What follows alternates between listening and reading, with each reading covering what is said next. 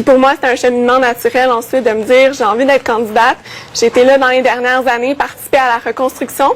Puis c'est également, j'ai toujours été quelqu'un de très impliqué dans ma communauté aussi. Donc je me suis dit, si je veux aussi améliorer le quotidien des gens, ben c'est en politique qu'on a vraiment le pouvoir de changer les choses. Mais avec la dégelée du Bloc, il fallait vraiment y croire. Oui, tout à fait, mais il y en a beaucoup qui y croyaient parce qu'il y a beaucoup de jeunes qui sont arrivés après même la défaite de 2011, qui n'étaient pas là avant, mais qui ont eu envie justement, comme moi, d'apporter leur contribution. Puis on le voit encore cette élection-ci, on voit que les jeunes ont pris leur place au sein du parti.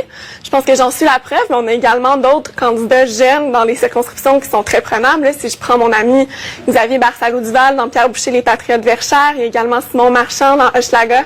Donc, tous des jeunes professionnels qui ont décidé de se lancer pour le Bloc québécois cette année dans des circonscriptions qui sont tout à fait prenables. Donc, je pense que c'est une belle preuve aussi de la place que le Bloc laisse à ces jeunes.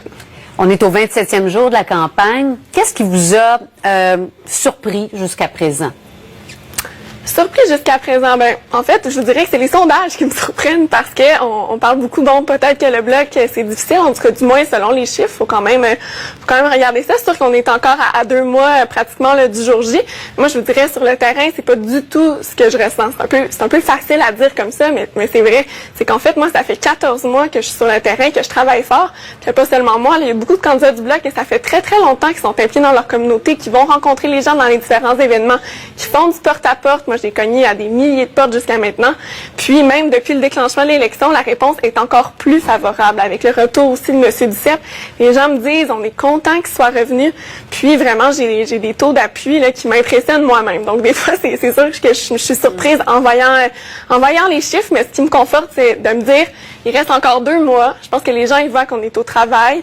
Ils sont peut-être surpris aussi de notre présence sur le terrain. Puis moi, je suis très confiante là, que dans les prochaines semaines, la tendance va s'inverser. Puis M. Duceppe l'a rappelé à quelques reprises dans les derniers jours.